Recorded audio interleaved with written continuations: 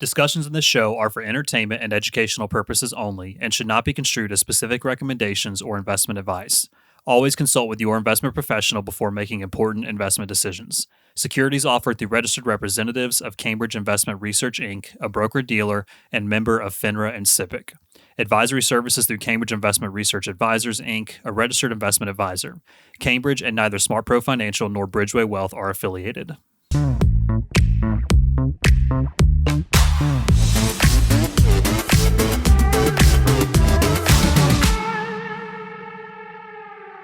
Hey, everybody. Welcome back to the Working Wealth Podcast. I'm Patrick. And I'm Haley. And we are here to talk to you or start talking to you today in a multi-part series about Social Security. Oh, boy. Aren't you excited? It sounds fun. So we want to take a couple episodes here and just break down some basics about Social Security, how it works, go through all the different types of benefits that are available, and even talk about some ways that we could potentially hack Social Security. But not hack into Social Security. Is that correct, Mr. Rogers? Yes, because that is a crime. Yes, it would and be. We definitely don't want to go down that road in terms of our daily choices, do we now? No, we don't.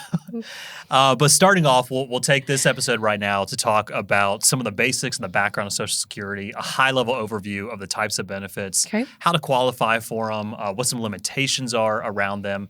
And then in following episodes, we'll talk about, a deeper dive into, the different types of benefits that are available. And maybe just starting out with that point is most people, in my opinion, that I've talked to, they don't really know that there are different types of benefits to Social Security. So I think probably at first glance, I don't really think about the levels. I just think about, hey, I get a paycheck when I'm older. Yeah. Okay. Well, let's go deeper on that real quick then. Don't ask me questions. I'm curious. So aside from just the paycheck, when you think about Social Security, what comes to mind? That I'm older and that I'm getting a paycheck. Okay. It's that simple, right? It's just being older, not old, older, and just getting some kind of compensation. Right. And I know it has to do with the last amount of time I was working. Okay. How much I've paid in. Yeah. I know that as currently I probably don't have a whole lot of benefit personally. Well, we're going to talk about that, yeah. And I think you're starting off with a little bit of a history lesson for us. Is that correct? Yeah, we'll do a very, very brief history lesson. Well, I do love history lessons. Well, good. Welcome to the class, everybody.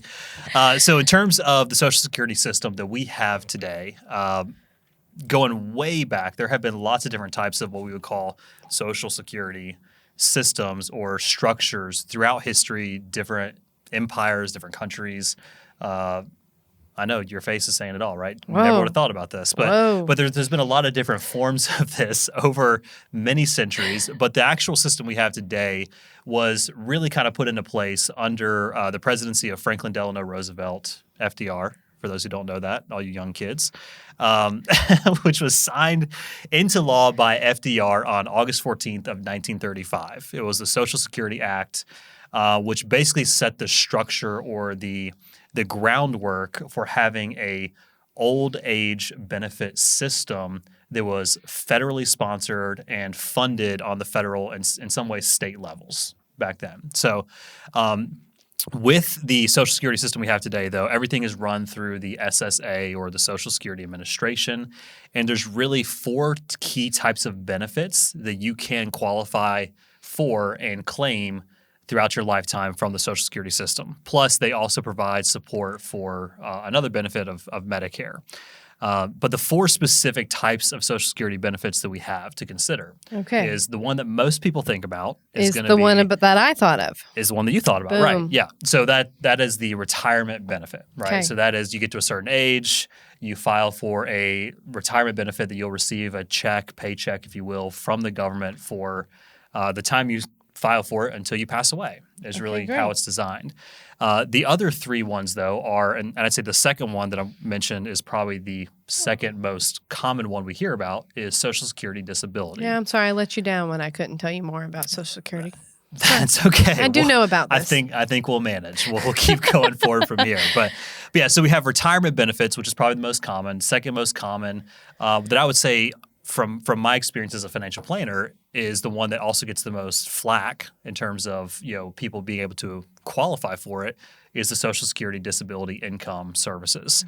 Third one is survivorship benefits. So that's if you have a family member that qualified for benefits or you qualified for benefits and that person passes away, your survivors, depending on qualifications, can receive continued benefits based off your earnings records. There's the fourth one is supplemental security income, which I think doesn't get as much headlines or as much acknowledgement, but that is a benefit specifically designed for those who are either disabled or are of older age, meaning they're over age 65 or 65 plus in age, and they don't have a lot of assets. So not necessarily saying you want to be in a position to be qualifying for SSI. That means you don't have a lot to your name. But it is one of those extra benefits you can get through the Social Security Administration. And then the fifth one that is not technically one of the Social Security benefits. I was going to say, this is very confusing. You said 4. Now we're throwing out a fifth. Well, you got to keep people on their toes, right? The fifth one, though, that you actually use the Social Security Administration or the SSA.gov website to claim or file for is Medicare benefits. And I'll just say right here, for the sake of this series, these episodes we're doing, we're not going to do a deep dive into Medicare. That is an entire lecture series in and of its own that we'll probably cover sometime in the future. But just know that Medicare, you do file for that through the SSA.gov website. So any key thoughts there? Anything we need to clarify based on the actual benefits so far? I don't think so. Okay. I think the first question is, where does the money come from? Which is exactly where I want to go. Yeah. So a common. Isn't that amazing? Isn't it amazing? So really thinking about the money for Social Security, it's a very common topic that we hear from people as we're talking about retirement planning or talking about talking with pre-retirees who are looking to get into that next phase of life, which we've called kind of that optimization or preservation phase of your financial journey. Is people know that they pay into this system based on our economy and the way things are set up for years and years and years. But how you actually start taking money out of it or how you get to maximize your benefits coming out of it is a key question. So let's talk about where the money comes from first. Start off with kind of maybe a good reminiscing thing or moment for a lot of people is when you get your first paycheck, right? Yeah. And when you get your first paycheck, I think my first one I ever got was for I don't know, $700 or $800 when I was interning at college, working for the research department at USC. I'm sitting here. I guess I can't really fully remember when I first got an official paycheck because, I was like playing guitar when I was like 9 years old. I don't think there were probably formal paychecks with that. And there was money and some tips, but maybe when I was teaching Pilates class when I was in high school. Gotcha. And it was not $700. It was like $7 a class. Right. Maybe. Okay. Gotcha. So that would be my first paycheck. Okay. So thinking about that, though, that first paycheck you would have gotten, just the funny joke that everybody talks about is they get their first check, right? And they say, well, hey, I made this much money. Yep. But then there's these 4 people that are stealing my money from me, right? Yeah, I do remember seeing that because I thought I'd be going to shopping at Target and it'd be like really, really fun. And then it was not as fun. And you had to shop at Walmart, right? No, I was not going to Walmart, but I was at Target. It just wasn't as fun. Yeah. Oh, well. So those 4 people, and the reason I bring this up, right, is you had some taxes go out to the federal government. Okay. You had some state taxes deducted, and then you had Medicare taxes, and you had FICA, right? So sure. If we're talking about Social Security and how this all relates, like why we're bringing this into the conversation, right, is because the Social Security Trust Fund is actually funded through the FICA tax. So FICA, it stands for Federal Insurance Contributions Act. It's just the legislation that started basically the payroll tax system that we have that pays into the Social Security program to give us all benefits down the road. Overall, the actual payroll tax is a combination of 2 different things. You have the FICA piece, which is 12.4% of your total income, and then Medicare taxes, which is a 2.9% additional. If you're an employee for someone, though, you don't pay that full amount. So you pay half of that. So it's going to be 6.2% of the FICA tax, or 6.2% versus the full 12.4. Okay. And then Medicare is 1.45 instead of the 2.9. I'm sure everyone's grabbing their pieces of paper to write that fun fact down. Well, you can always play it back and record it or listen to it again. So we'll say it one time. But the gist is like the Social Security Trust Fund is funded by that payroll tax. And why that's relevant is because if you don't make money or if you don't have earnings that pay into that, or you don't have qualifying earnings to pay in payroll Which tax. isn't that just a nice way of saying if you don't have a job? Well, that could be one thing, right? Okay. If you don't have a job, or, and this is where like for a lot of business owners, or a lot of like real estate investors, they don't understand this, is if from your business or from your partnerships, from your real estate investments, if it's classified as passive income on your tax return, that would be like a owner's draw or distribution for an S corporation. If it's a partnership where you're just taking passive partnership distributions, rental real estate income that goes on a Schedule E on your tax form. Okay. None of that is called qualifying like earned income. So you don't actually pay payroll tax on that, which means let's say your entire source of income was just from rentals. Okay. Which is not a bad retirement plan, right? Like if that was the case. You're not paying into the system. You're not paying into the system. So thus, you shall not be receiving a Social Security benefit off of that money. If you have another job, obviously, you're paying it. Correct. And also, just for our friends in compliance, I am not a financial advisor. Thank you. Thank you for specifying that. You're welcome. They get on to me. They do. They really do. So, but yeah, so that's the key thing, right? And I wanted to make sure we talk about that here is because there are different planning strategies to consider as we think about how to build a good, well-rounded financial plan and make important decisions for business owners, for real estate investors, for folks that might have limited income, or folks that have, several $100,000 in income and it's all through a W-2 job. We have to understand what the limitations are of how money pays into the system or doesn't pay into the system. Okay. Which brings up the last point I want to make on this, which is, there is also a cap on how much earnings actually qualify to pay into the system every single year. So in 2024, the year we're in today, you pay into the system for Social Security, that FICA tax, up to $168,600 of payroll. Sounds kind of like a weird number. It goes up every single year. So as inflation goes up and as different numbers go up, that threshold will continue to go up. But what that means effectively for folks that make more than that is until you reach that amount of income earned throughout the year, let's say you work for a large company and you make $300,000 a year, right? Okay.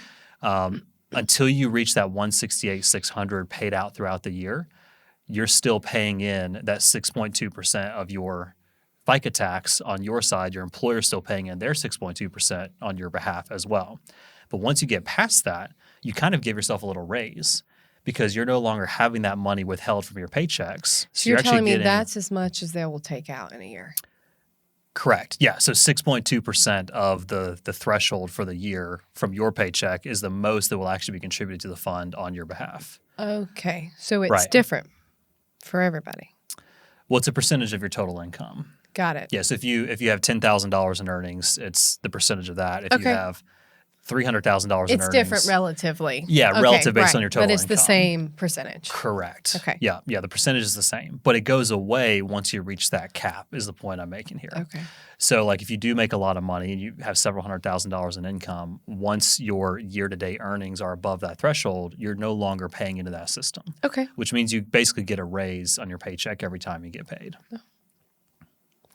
So, which goes back to the point of we need to be proactive with our funds to make sure we put it in the right place because big shocker here, Social Security retirement benefits are not a viable retirement plan.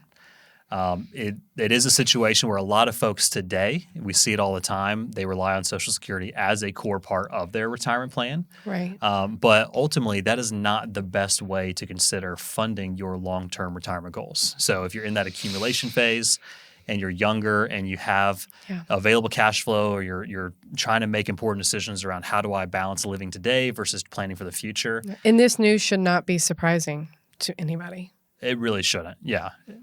Yeah. But I want to make sure we say it again, right? It's because the more proactive we are in the future, or the more proactive we are for the future, rather, the more flexibility we have down the road for our financial life, for our flexibility. Now, I'll say this, to follow up the comment about it's not being a viable financial plan or viable retirement income plan. I'm not going to say we don't take it, right? Oh, yeah. Technically, legally, you kind of have to take it in a way. But we definitely want to take the benefits that are there. It's a cherry on top. It's a cherry on top. It's not the whole shouldn't sundae. be the whole thing. Right. Yeah. Exactly. And we have a lot of clients that, they're bringing in $3,000 to $7,000 a year in Social Security income. And that is a really good, nice buffer. But we also know that there's a lot of risks around that. Like how long is the trust fund going to last? There's a lot of speculation around that. Is the system going to change for our generation going forward? Right. Honestly, I hope it does. I hope they change the parameters and make it more sustainable. That's a key talking point for a lot of politicians going into the election is, adjusting the payroll tax rates and adjusting the income limits and things like that. We won't talk about politics here any further than that, but there's a lot of things that need to be adjusted in terms of how the economy operates and how these kinds of benefit programs do work because it affects everything else around financial planning. So going from there, so we know how it's been funded. Okay. Let's talk about how we become eligible for benefits and how we can actually find out what our benefits are. So if you talk with anyone who is older than, I'd say, 50 years old, they probably remember getting a letter in the mail once a year that actually had a breakdown of what their benefits were projected into the future based on their earnings already tabulated or already reported to the IRS. You no longer get those statements in the mail. Yeah, how do I check it today? So you just have to go to ssa.gov. That stands for Social Security Administration.gov, create an account, and you can log in and actually view your benefits from there. Super simple. Right. And I actually logged into mine the other day just in preparation for this recording. Oh, great. Because I got an email from the website saying, hey, your benefit statement has been updated. So log in and check it. Nice. And it's one of those things that I would say is really, really important to make sure you do have that account set up because that's how you file for benefits now. That's how you file for Medicare now. But it's also a good thing to go in once a year and verify what your earnings are that were reported to Social Security to ensure your benefit estimates are correct. Because again, all this goes back to how much money you make throughout the year that's reported to the Social Security Administration through the IRS tax filings. And if you have a discrepancy on your actual reported earnings. When do you think is the right time for someone to start really paying attention to this? I would say that's a good question. I would say when you're like 15 years from retirement. Okay. And that might sound really arbitrary why I say that. But the reason I say that is kind of leading into one of the next topics of how you actually earn benefits. You need to make sure you understand what the potential benefits are down the road. Okay. So we can be planning accordingly to compensate for like an income shortfall or compensate for other wants and wishes in retirement down the road. But it's not just about the retirement benefits, right? That's the key one most people think about. How much you pay into the system affects how much your family could receive as survivor benefits. It affects how much you could receive as disability benefits if you become disabled and submit an application and get approved. It affects a lot of different aspects here. But I think just being proactive and working with a competent financial planner who is going to bring this up and say, hey, let's look at this stuff, at least every couple of years or every 3 years while you're still young. And then when you get closer to retirement, like I ask my pre-retiree clients to get an updated statement every year. We want to make sure, hey, are the numbers getting reported correctly? What do the benefit estimates look like, especially as we're 5 years out? If we're trying to make that decision of retiring at 63 or 66, that comes into play really, really importantly for us as we make those decisions. But yeah, so I would recommend everybody, though, go set up your own account at ssa.gov. If you've been working, you've reported earnings, you filed a tax return, like go ahead and set that up because that is the direction that everything's going for future filings, for future information. But the way you actually earn benefits through the system is, again, it is based on how much income you report.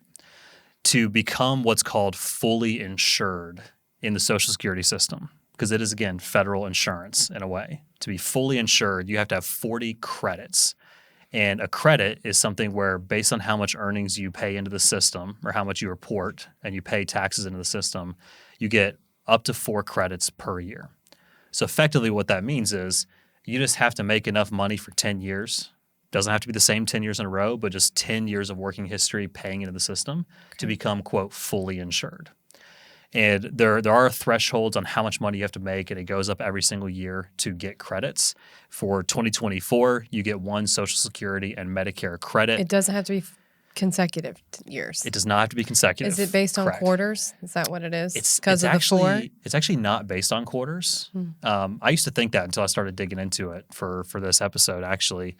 But it's based on the total amount of money you earn for the year. So, like, you get 1 credit in 2024 for every $1,730 in covered earnings you make. Okay. So if you make $1,730, you get 1 credit for Social Security and Medicare. If you multiply that by 4, that's going to be 6,920. You get your full 4 credits for the entire year. Okay. So you can become fully insured. But if you only make that much money, your benefit's going to be extremely low. Like, you're not going to get a whole lot paid out to you in the future. Okay. Does that help? Understood. Okay. Don't ask me to repeat it. That's okay. Everyone can roll it back. So, but the key here, right, is like to get like the full amount of benefits, or like maximize your benefits with Social Security. Step 1 is be fully insured, which is have the 40 credits, meaning you have 10 years of reported earnings to the system that you paid in to get the maximum amount of benefit, just as like a baseline metric. Again, the way you really maximize your benefit is increasing your income over time. Okay. Right? So like the more income you have that you pay into, the higher your future benefit will be. And the reason for that is the way they calculate the actual retirement benefits. So your Social Security benefit is calculated based on your highest 35 years of reported earnings. So what that means is if you have 20 years of reported earnings, like if you have a bunch of years with zeros because you only have passive real estate income. Those count against you. Those essentially count against you. Yeah. Or if you have 45 years of earnings, that's good because you have more years for them to pull from to find out what your highest Right, because years in are. theory, you're making the most money when you've got the most experience in your field. Right, exactly. Okay. Yeah, so your job, if let's say you did get a paycheck, Yeah. for playing guitar at 9 years old, or the Pilates classes in high school, right? Like your income would have been really low or a lot lower. Yeah. Versus when you're 62 years old, if you're still working and you're making $200,000 a year. Right. We're going to pull from those higher numbers. Okay. And there's different formulas they use, but essentially they take your highest 35, index it for inflation over time. Do some math with it that out pops a monthly benefit you would receive I like based that on ages. expression. Yeah. Do some math with Just it. do some math with it. Make it easy. Crunch it. Yeah. Crunch the numbers. We can go through it, but that'll be another thing people don't want to listen to. So, so the key thing though is it's based on how much you earn. So we always talk with people in financial planning terms that your income or your cash flow is the most important thing of your financial plan. Because how you use your cash flow, how you allocate your resources on a regular basis will directly impact your ability to succeed and have a enjoyable or relaxing or just successful financial life down the road.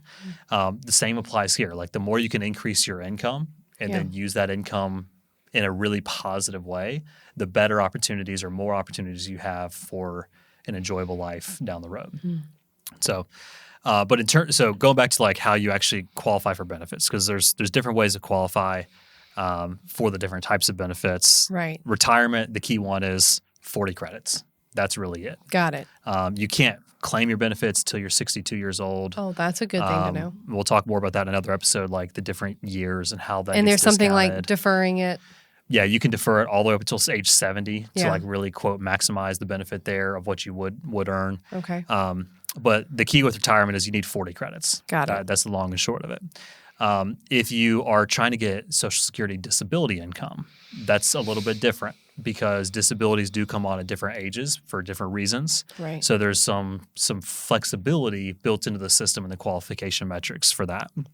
So really the disability benefits are based on what we call a work test and a duration test. So like how much did you work and how recently was it is what that means. Okay. If you have a disability that came on under age 24, you're eligible if you have 6 credits earned within the 3-year period leading up to your disability. Got it. So basically you had to have earnings of, we'll say like $9,000, $10,000 in the 3 years leading up to being age 24 to qualify for some credits. Now, you're not going to get the same amount of benefit you would receive if you were older and you had paid more in. Right. But that makes sense in a way because you are younger. If you're between age 24 and 31, so 24 up to 30, you are eligible if you have credits for working half of the time that you were age 21 up until the time you became disabled. Okay. So let's say age 21 up to age 26, that's 5 years. If you have 2.5 years worth of qualifying income paid in, you get benefits. And then age 31 and up, it's going to be based off of having 20 credits in a 10-year period leading up to disability. Okay. So it's a lot of numbers here. All this is available online on the SSA.gov website. Yeah. But the key thing to know is for Social Security disability, it's based on when you became disabled and how long you worked or how much you paid in leading up to that period of time. Third key benefit is for survivors. So eligibility for this is based on really your age when you die. So if you passed away really early on, like under age 30, your survivors will have less benefit. If you passed away when you're in your 70s, they could have more benefits over time. There is a special rule, though, where benefits can be paid to minor children and a spouse who's caring for those children, even if you don't have enough credits to qualify for earnings yourself. It's like, say you did pass away and you only had, 30 credits, not a full 40. They're still going to get some benefits, even though you didn't have the full insurance overall. Outside of that, if you are receiving retirement and disability benefits at the time of your death, like let's say you're older and you're receiving benefits or you're disabled, you're receiving benefits, your family can still receive those survivor payouts based on your record at that point in time. They're not going to get like a reduced amount. They'll just get basically the numbers based on what you're currently receiving at that point in time. Mm-hmm. We getting too deep on this? Starting to get a little too deep. Starting. Okay. So we'll just talk very briefly about the fourth one because we honestly don't see this as much in our line of work, but I think it is important just to know. So for supplemental security income, that is, again, designed for folks that really have almost no assets to their name between bank accounts, vehicles, real assets. It's a very low threshold. And those who don't make more than like $1,500 a month in earnings from a part-time job. So you could qualify for SSI if you are disabled and you have very low amounts of assets. It's below $2,000 as an individual, below $3,000 as a couple or as a family. And your income is less than around $1,500 a month for that. You can also get that if you're over age 65 without being disabled. But the key thing with that is we want to do everything we can to not find ourselves in that situation. So I guess the point of us talking about this little bit heavier topic, which is a little bit harder to get through, right, is just it's good to kind of know the options out there, but also know where you're headed with Social Security, with whatever benefit that you may have to use, or when you get to retirement age in the future. It's just another thing to be aware of as you're building your financial house. Yeah, I would say so. And a lot of that comes from the fact that we see all the time people that have certain benefits available to them. They're paying for benefits. Like a very common one we see is folks that work for the school system or the state, where benefits consultants come in on a regular basis, or they're mandated to meet with a benefit consultant once a year. And they do the whole spiel and they sign up for all these insurances and benefits that's honestly they might or might not need, and they don't understand it, so they just sign up for it. And then they're paying for this out of their paycheck. And then they actually have a thing come up in life where they could make a claim against these benefits, and they don't even think about it, or they don't know they have it. So they never actually claim against it. So the real hope or the real purpose, like you said, for going through this is making sure people know what's out there and understanding how they can qualify for, how they can access those benefits, or at least know where to go to get more information to not miss opportunities for things that could come up in life down the road. Yeah, and it's important to be doing things outside of these benefits to ensure that there's a positive financial future for you, for your family. Right, exactly. Yeah. So, but all this information, kind of like I mentioned earlier, is available on the Social Security website. It's ssa.gov. Right. It's very, very easy to find, socialsecurityadministration.gov. I bet you Google Social Security Administration and you'd find it. Yeah, it'll pop up first thing. So, but you can find all this information online. And then if you're looking for help or looking for an understanding for your own personal situation of how to navigate all this, this is what we do every day, right? So we're more than happy to answer questions. reach out to us. We'll schedule some time to talk, and we can use that as a launching point to dive into bigger things overall for your financial plan. Right. But just closing out for today, we're very grateful for everyone who's tuning in and listening and joining us as we're embarking on this new adventure of trying to provide education and helpful information around financial planning. Please share the podcast with others. Leave a review if you have any commentary. We'd love to hear it. Good or bad is always great, but 5 stars is best. And if you have any questions again or other topics you want to hear about, please reach out to us and let us know. Yeah. So, all right. Thanks for your time. See you next time.